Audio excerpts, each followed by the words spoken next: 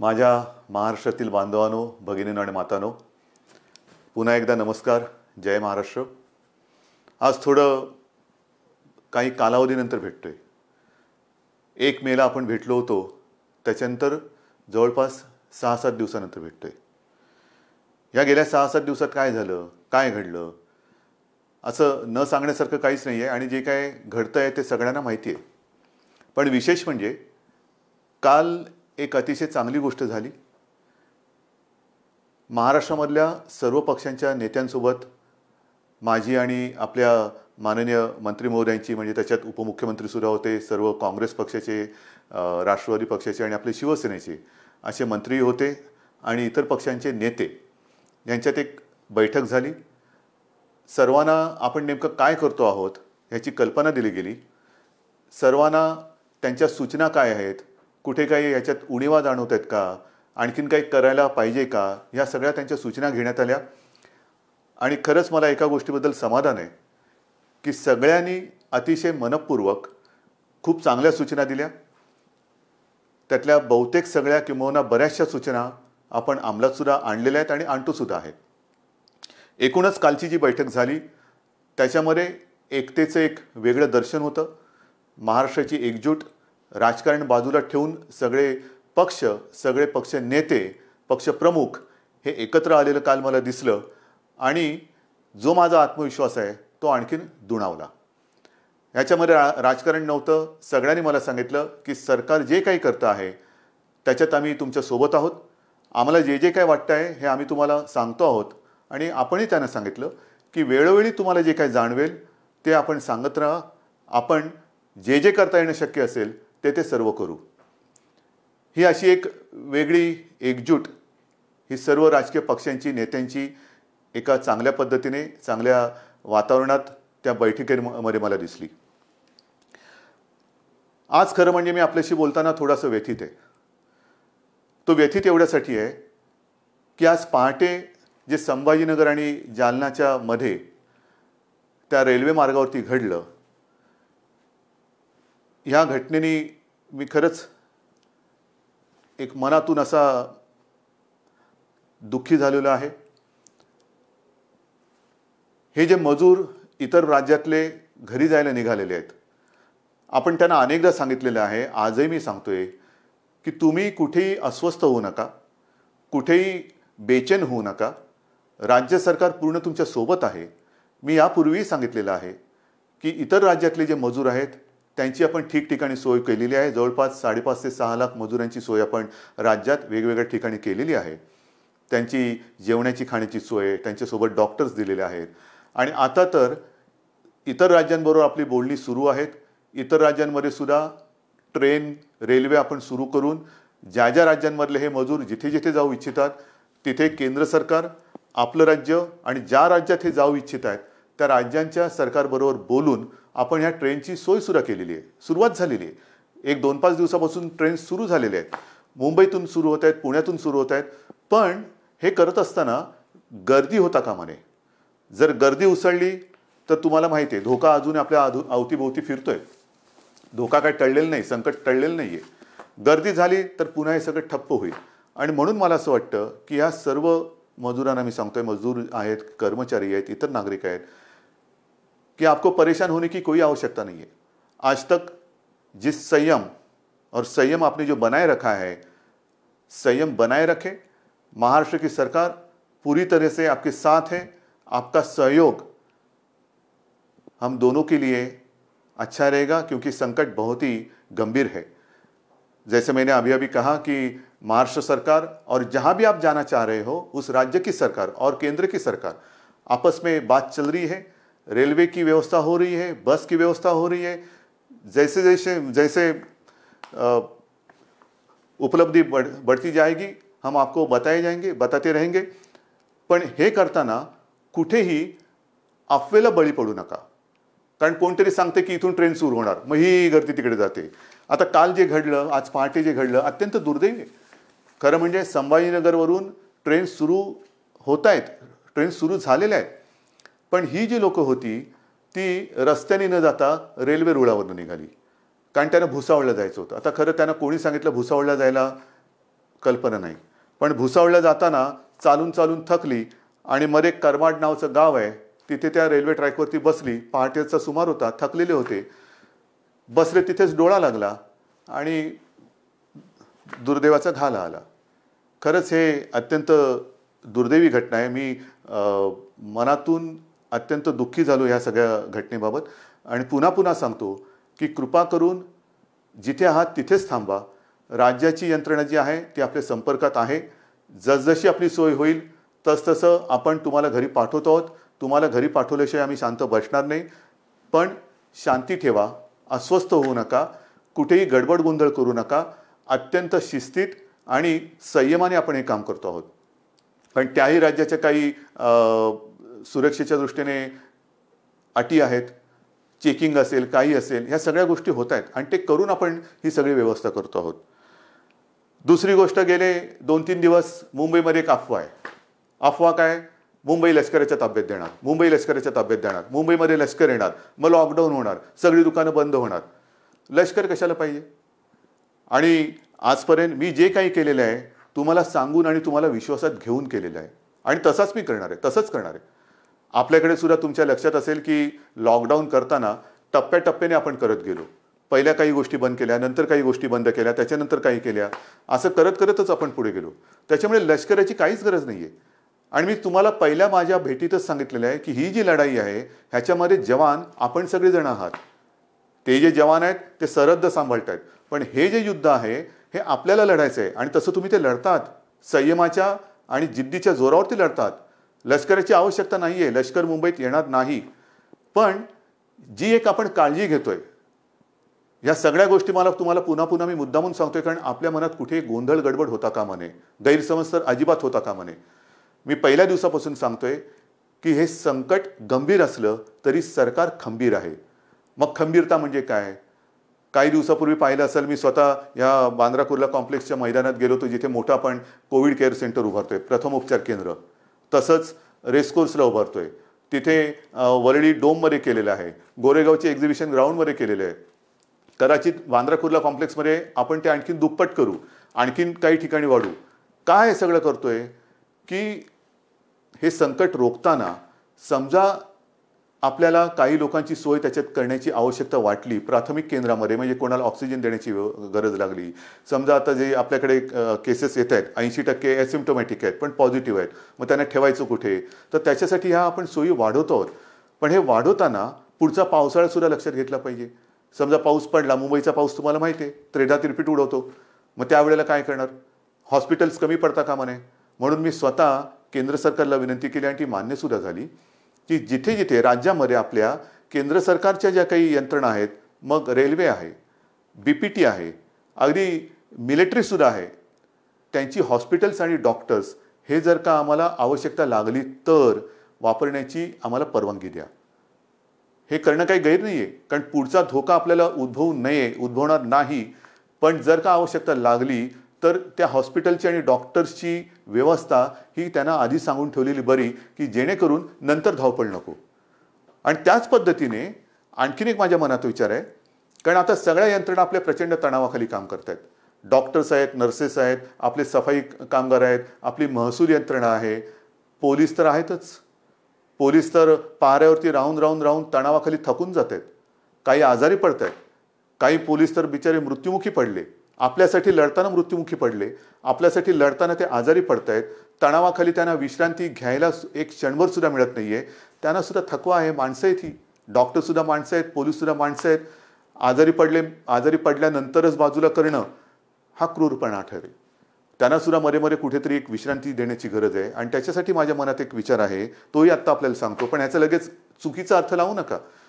माझ्या मनात असा विचार आहे की केंद्र सरकारला मला सांगायचं आहे की जर का अधिकचं मनुष्यबळ लागलं, या पोलिसांना आम्हाला थोडी विश्रांती देण्याची आवश्यकता लागली तर काही दिवस पोलिसांना टप्प्याटप्प्याने विश्रांती देऊन त्यांना पुन्हा आणायचं, यांना टप्प्याने विश्रांती द्यायची, पुन्हा आणायचं. समजा काही पोलीस आजारी पडलेत, त्यांना निदान बरे होण्याची तरी वेळ दिली पाहिजे, बरं झाल्यानंतर त्यांच्यातला थकवा तर गेला पाहिजे.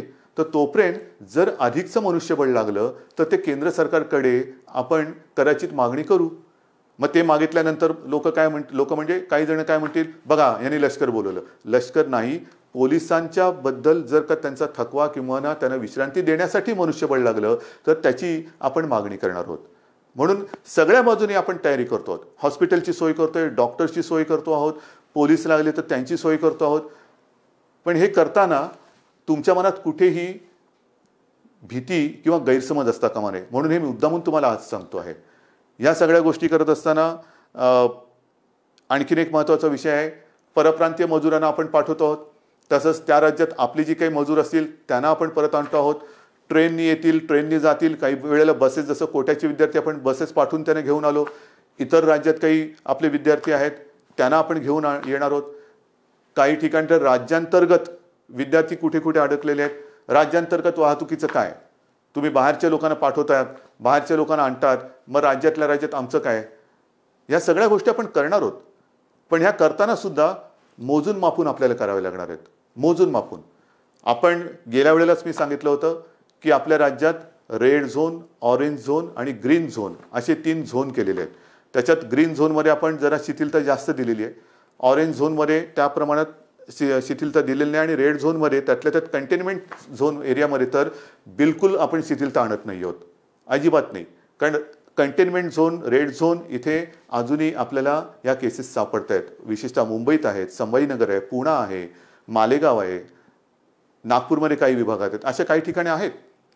इकडे ये जा करता येणार नाहीये. कारण ही ये जा जर का आपण सुरू केली मग इतके दिवस हे बंद ठेवून उपयोग काय त्याचा? हा लॉकडाऊन सगळा फुकटच आहे.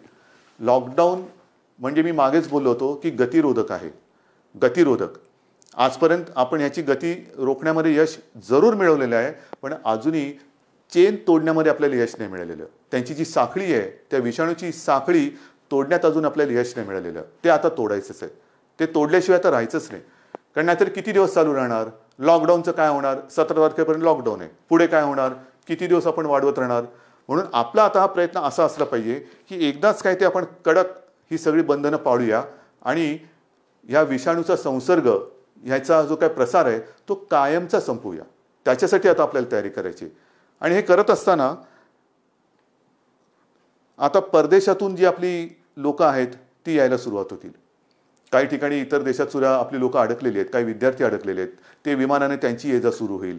त्यांना पुन्हा क्वारंटाईन करावं लागेल. ह्या थोडंसं हे जेवढी आपण शिथिलता आणू तेवढी आपली जबाबदारी पण वाढते आहे. ती जबाबदारी पूर्ण ताकदीने आपल्याला पेलावी लागणार आहे. आणि म्हणून आपल्याला जी मी विनंती करतो आहे की आपलं जे सहकार्य आजपर्यंत तुम्ही दिलेलं आहात तेच यापुढे सुद्धा काही दिवसासाठी हे आपल्या सरकारला तुमच्यासाठी लागणार आहे. मग कोणीतरी मध्ये सांगतं की मुंबईमधल्या टेस्ट कमी करणार का? अजिबात नाही आहे. आजपर्यंत मी इतर राज्यांची तुलना नाही करत, पण गेल्याही वेळेला आकडा सांगितलेला तुम्हाला. 1.5-2 लाखाच्या आसपास महाराष्ट्राने टेस्ट केलेले आहेत. एकट्या मुंबईने लाखाच्या वरती टेस्ट केलेले आहेत. टेस्ट कुठेही कमी नाही होणार. अजिबात नाही होणार. जिथे जिथे आवश्यकता आहे तिथे टेस्ट ह्या चालू राहतीलच. मुंबईमध्ये मुंबई महापालिका, खाजगी जे रुग्णालय आहेत ते डॉक्टर्स आहेत. फक्त त्याच्यामध्ये एक सुसंगती पाहिजे, एक वाक्यता पाहिजे. कोणी उठला आणि टेस्ट करून आला तसं नाही आहे. मी तर तुम्हाला पुन्हा एकदा विनंती करतो आहे, कारण जो काही मृत्यूदर आहे त्या मृत्यूदरामध्ये आपण बघितलं काही केसेस अशा आहेत की शेवटच्या टप्प्यात आपल्याकडे येत आहेत. शेवटच्या टप्प्यात म्हणजे सगळं काही उपचाराच्या पलीकडे गेलेलं असतं तेव्हा ते येत आहे आणि तिथे आपण काहीच करू शकत नाही. काही वेळेला तर असं होतं की एखादा रुग्ण आला तर त्याचा रिपोर्ट, टेस्टचा रिपोर्ट येण्याच्या आधी त्याचा मृत्यू होतो. आणि म्हणून मी वारंवार सांगतोय की जर कोणाला सर्दी, खोकला, ताप यासारखी लक्षणं आढळली तर तुम्ही न घाबरता, न डगमगता आपली फिअर क्लिनिक्स आहेत, आपले डॉक्टर्स आहेत त्यांच्याकडे या. स्वतःहून या. आपण तर घरोघरी जाऊन चेकिंग तर करतोच आहोत, विचारपूस करतो आहोत. पण जर ज्यांना कोणालाही अशी लक्षणं आढळली आणि ते स्वतःहून पुढे आले तर पुढचा जो काही उपचार आहे तो करणं हे सुलभ होईल. एक लक्षात घ्या, आजपर्यंत साधारणतः 18,000 पॉझिटिव्ह केसेस आपल्या महाराष्ट्रात आहेत. 18,000 आकडा मोठा आहे, पण जवळपास 3,2500 रुग्ण हे पूर्ण बरे होऊन घरी पण गेलेले आहेत. दुर्दैवाने काही मृत्यू झालेले आहेत, पण 3,2500 हाही आकडा बरंच काही सांगून जातो. आणि हा आकडा ज्यांना लक्षणं होती ती लक्षणं पूर्ण बरी होऊन आणि काही जणांना लक्षणं नव्हती पण क्वारंटाईनमध्ये होते त्यांचा तो काळ पूर्ण करून पुढची चाचणी निगेटिव्ह आल्यानंतर ते घरी गेलेले आहेत. हा रोजचा आकडा वाढत चाललेलाच आहे. घरी जाणारे, जसं रुग्णांची संख्या पॉझिटिव्हचा एक आकडा येतोय तसंच घरी जाणारे सुद्धा जात आहेत. त्यांचा तो क्वारंटाईनचा काळ, आयसोलेशनचा काळ, उपचाराचा कालावधी पूर्ण करून ते घरी सुद्धा जात आहेत. आज आणखीन एक माहिती मला मिळाली, जरा वेगळी माहिती. हा निसर्गाचा चमत्कार आहे. आपल्या इथे ह्या जेव्हापासून लॉकडाऊन वगैरे झाला त्यावेळेपासून काही ज्या महिला होत्या त्यांची प्रसूती झाली, त्याच्यापैकी काही ह्या कोविड पॉझिटिव्ह होत्या, कोविड पॉझिटिव्ह आहेत, पण त्यांची बाळं जी आहेत त्यांना कोविडची बाधा झालेली नाही. हा एक चमत्कार आहे. म्हणजे आईला कोविड पॉझिटिव्ह आहे पण बाळ हे निगेटिव्ह आहे, त्याला कोविड झालेलं नाही आहे, बाळ सुखरूप आहे, असाही चमत्कार आहे. आणि त्याच्यानंतर ते बाळ त्या आईसोबतच आहे. हा एक निसर्गाचा चमत्कार आहे. ह्या काही गोष्टी घडत आहेत. तर अशाही गोष्टी आहेत. ह्याच्यामध्ये खबरदारी घेणं हा एक महत्त्वाचा भाग आहे. त्याच्यानंतर काही वेळेला काही घटना घडतात, जसं काल एक आपण बघितलं असेल की हॉस्पिटलमध्ये गलथानपणा. नाही, अजिबात चालणार नाही. मी माणुसकी समजू शकतो, माणुसकीचा धर्म समजू शकतो, पण त्याच्यामध्ये गलथानपणा अजिबात सहन केला जाणार नाही. जसं मी वारंवार सांगतो की पोलीस आणि डॉक्टर यांच्या रूपात देव आपल्यासोबत आहे. त्यांच्याशी कोणी हुज्जत घालू नका. त्यांच्यावरती हल्ले होता कामा नये. हल्ले केले तर कडक कारवाई होईल. तसंच डॉक्टर्स आणि यांनाही सांगतोय की हॉस्पिटलमध्ये गलथानपणा होता कामा नये, अजिबात नाही. काही मदत लागली सरकारसोबत आहे, महापालिकासोबत आहे, गलथानपणा करायचा नाही. म्हणजे सगळं चांगलं चालू असताना कारवाई करण्याची वेळ आमच्यावरती आणू नका, कारवाई करू नका. तिकडे गलथानपणा आणि दप्तर दिरंगाईला अजिबात क्षमा केली जाणार नाही. कारण नाहीतर हे सगळं करतोय कोणासाठी? मी परवा जे काही गेलो होतो बांद्रा कुर्ला कॉम्प्लेक्स रेसकोर्समध्ये आपण करतोय, सगळं करतोय. तिकडे 100 रुग्णशय्या आपलं 1000च्या आसपास रुग्णशय्या या बांद्रा कुर्ला कॉम्प्लेक्सला करतोय. त्याची क्षमता मी आता दुप्पट करायला सांगतोय. काय आपल्याला फर्निचरचं दुकान नाही काढायचं की बघा किती बेड्स आहेत आमच्याकडे उपलब्ध आहे, कोणी आणि झोपून जा? नाही, त्याच्या मागे एक गांभीर्य आहे. ही आवश्यकता लागू नये ही माझी प्रार्थना आहे. पण ही सोय सुविधा वाढत असताना आपल्याला डॉक्टरची सुद्धा आवश्यकता लागणार आहे, परिचारिकांची आवश्यकता लागणार आहे. कोविड योद्धा म्हणून मी आपल्याला आवाहन केलं होतं, त्याच्यात अनेक जणांनी प्रतिसाद दिलेला आहे. आज मी आयुषच्या डॉक्टरना सुद्धा विनंती करतो आहे, आवाहन करतोय की तुमची सुद्धा आम्हाला गरज आहे. होमिओपॅथी डॉक्टरची सुद्धा आवश्यकता आहे. आयुर्वेदचे डॉक्टर असतील, तुम्ही या. आपण सगळे मिळून एकजुटीने या संकटाचा सामना करूया. सगळे एकत्र आले, ठीक आहे ना. काही वेळेला गंभीर आजार असेल तिकडे ॲलोपॅथी चालेल. जर का आपल्याला प्रतिकारशक्ती वाढवायची असेल त्याच्यासाठी होमिओपॅथी किंवा आयुर्वेद चालत असेल, जरूर या. कदाचित हे सगळे आपले आयुषचे डॉक्टर्स आणि या सगळ्या डॉक्टरशी फिवर क्लिनिकमध्ये मदत होणार असेल, सर्दी खोकला ताप आहे की नाही बघण्यासाठी, तेवढंच आपल्याला हॉस्पिटलमध्ये काम करणाऱ्या डॉक्टरांवरचा ओझं ताण हा कमी करता येईल. म्हणून मला आपल्याला ह्या सगळ्यांची आवश्यकता आहे. आणि त्याच्यासाठी मी आज आपले डॉक्टर लहाने साहेब त्यांना सुद्धा सांगितले की डॉक्टर साहेब अर्थात ते सुद्धा दिवसरात्र मेहनत करतातच आहेत, कोणी मेहनतीमध्ये मागे पडत नाही आहे. त्यांनी सुद्धा आता पुढाकार घेतलेला आहे. डॉक्टर ओक आपल्यासोबत आहे, टास्क फोर्स आपल्यासोबत आहे, सगळे आपल्यासोबत आहेत. आणि हे करून आपण ही लढाई अधिक मजबूतीने आता लढत आहोत. म्हणून मला हात जोडून विनंती करायची की हा जो आता लॉकडाऊनचा टप्पा आहे हा सतत आता वाढवत जायचं की नाही जायचं, लॉकडाऊनचं काय करणार हे तुम्ही ठरवायचं आहे. जेवढं तुम्ही शिस्त पाळाल, जेवढं तुम्ही बंधनं कडक पद्धतीने पाळाल, तेवढं लवकर आपण या संकटातून बाहेर येऊ. कोणालाही आनंद नाही आहे लॉकडाऊन वाढवण्यामध्ये. लॉकडाऊन वाढवणं म्हणजे पिंजऱ्यात बसल्यासारखं आहे, कोंडवाड्यात बसल्यासारखं आहे. आत्ता ते बसण्याची गरज आहे. आणि ती शिस्त अजूनही मला काही ठिकाणी बिघडलेली दिसते. मग मुंबई असेल, इतर शहरं असतील, ही शिस्त बिघडवणं म्हणजे आपण आपलं संकट लांबवणं आहे. जेवढं तुम्ही हे बंधन तोडायला बघाल तेवढं हे बंधन अधिकाधिक तुमच्या भोवती आपला फास आवडत जाईल. म्हणून हे बंधन पाळणं, शिस्त पाळणं, लोकांमध्ये न मिसळणं, एकमेकाशी आता ह्या कालच्या त्या सर्वपक्षीय बैठकीमध्ये जो मी एक शब्द वापरला होता, फिजिकल डिस्टन्सिंग. सोशल डिस्टन्सिंग म्हणजे जरा त्याचा अर्थ वेगळा होतो, सामाजिक अंतर नको आहे. थोडंसं आपल्याला एकमेकापासून अंतरावरती राहणं. मग त्याला शब्द फिजिकल डिस्टन्सिंग म्हणायचं आहे किंवा आणखीन काय म्हणायचं आहे, काही म्हणा, पण ते अंतर ठेवून आपल्याला पुढचा काही काळ तरी तोंडाला मास्क लावून, हात सतत धूत राहून हा असा काही काळ आपल्याला काढावा लागेल. हे संकट अजूनही कोणाला अंदाज येत नाही आहे. काही जण आता म्हणायला लागलेत कोरोनाबरोबर जगा. कोरोनाबरोबर जगा म्हणजे कसं जगायचं? हे असं घरात राहून? हे नाही चालणार आपल्याला. आपला महाराष्ट्र, मी अनेकदा सांगतोय, मला लष्कराची अजिबात गरज नाही आहे, कारण हा शिवरायाचा महाराष्ट्र आहे. नुसते आपण बोलताना शाहू, फुले, आंबेडकर, गाडगे महाराज यांची नावं घेऊन उपयोग नाही आहे. त्यांनी जे काय आपल्याला शिकवलेलं आहे, छत्रपती शिवाजी महाराजांनी सुद्धा आपल्याला लढायचं कसं हे शिकवलेलं आहे. आणि त्यांची परंपरा असलेला महाराष्ट्र, इथे मला लष्कराची आवश्यकता नाही. माझा प्रत्येक नागरिक हा जवान आहे, हा सैनिक आहे, आणि तो या लढाईमध्ये स्वतः लढून या विषाणूवरती मात केल्याशिवाय राहणार नाही. हा तुमच्याबरोबर माझा सुद्धा आत्मविश्वास आहे. म्हणून पुन्हा एकदा सगळ्यांना सहकार्याची विनंती करतो, धन्यवाद देतो. जय हिंद, जय महाराष्ट्र.